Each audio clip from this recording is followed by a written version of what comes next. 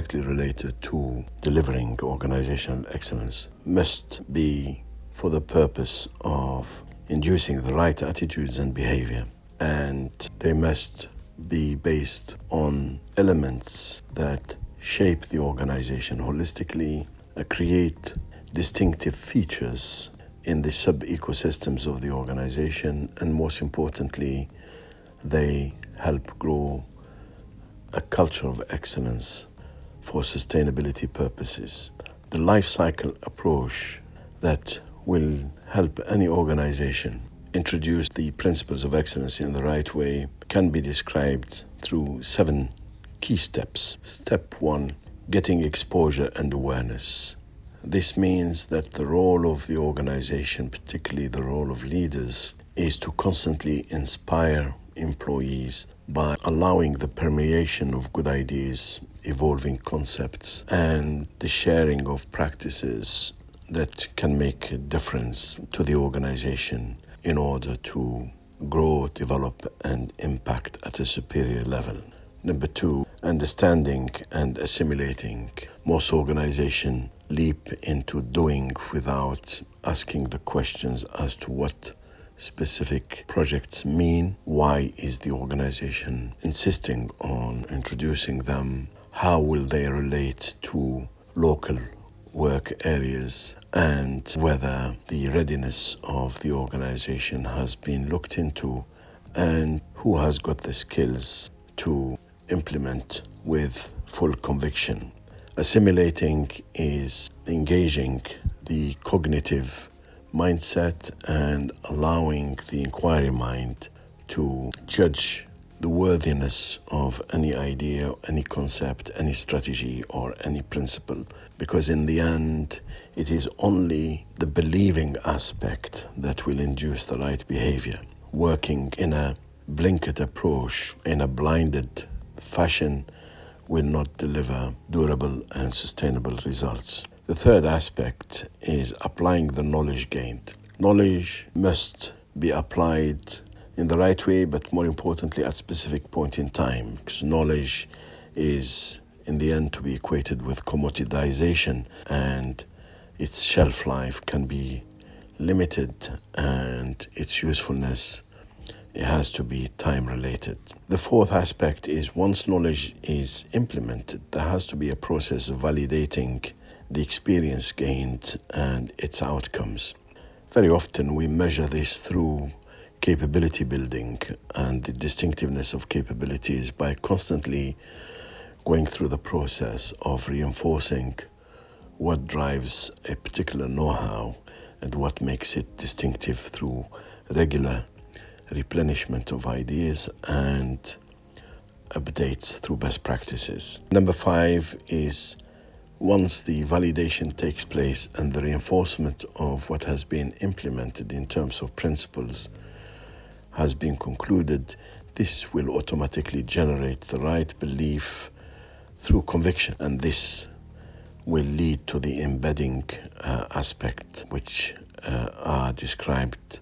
in the last step. Embracing the rules, the fundamentals, and other aspects related to principles is to change the mindset so that principles can be equated with shared values, so that everyone within the organization shared the same belief system, and so that the principles that an organization uses to create a competitive advantage with are those that are preserved, reinforced, and continuously transformed to protect the interests of customers and stakeholders, but also in the long run to preserve the interests of the organization. And lastly, principles enrich the culture, so they are embedded deep in the organization through its culture of excellence, and they drive the belief system of generations of employees from a sustainable basis. In order to further emphasize the significance of the closed loop approach to implementing principles for sustainable excellence, 5 milestones must be adhered to if any organization wants to implement excellence in the right way. These have been referred to as the 7 E's that define principles of excellence. Educating means that the principles provide a powerful exposure and learning opportunities. Constant education, as Dr. Edward Deming used to call it, profound knowledge. The more knowledge is understood, the better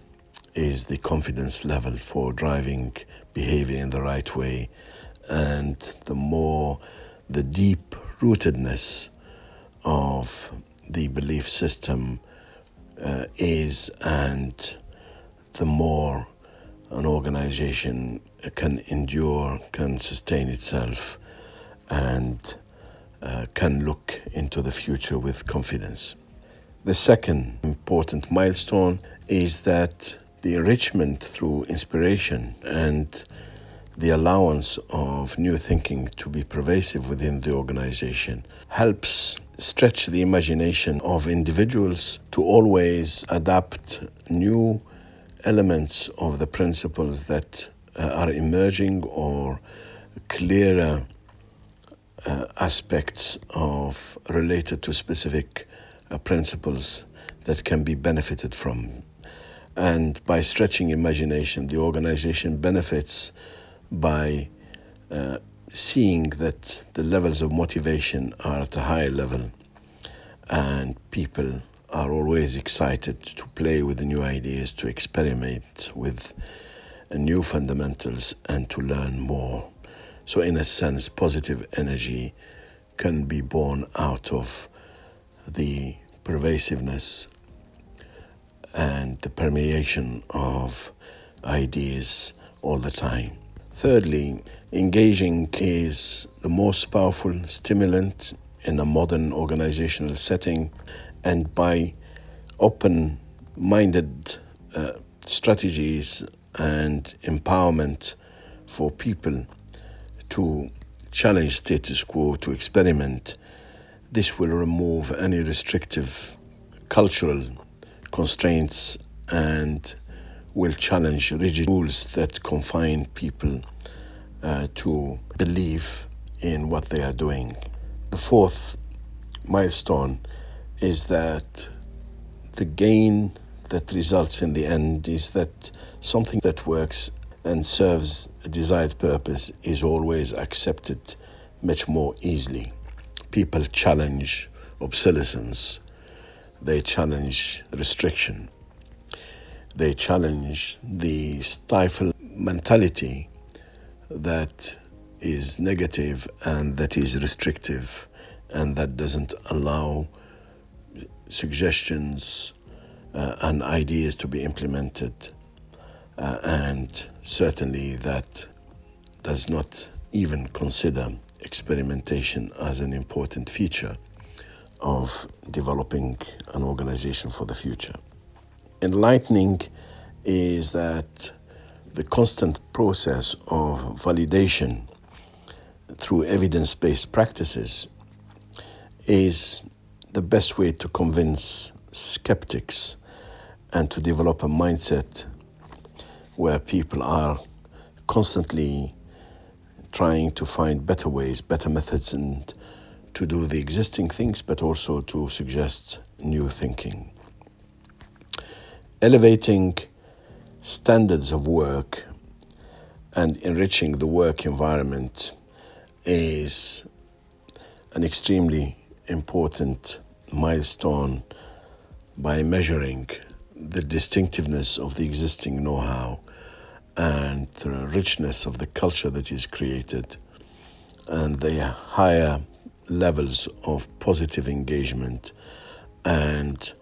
the ultimate outcomes in terms of levels of contributions and impact generated. And in the end, the right method of implementing principles leads to what can be referred to as exhilarating milestone, which is the best way for foolproofing key outcomes and what is delivered to the end customer, not only by eliminating complacency and deviations from good standards, but it is by elevating in a positive way the standards of delivery through giving unique and memorable experiences, for instance.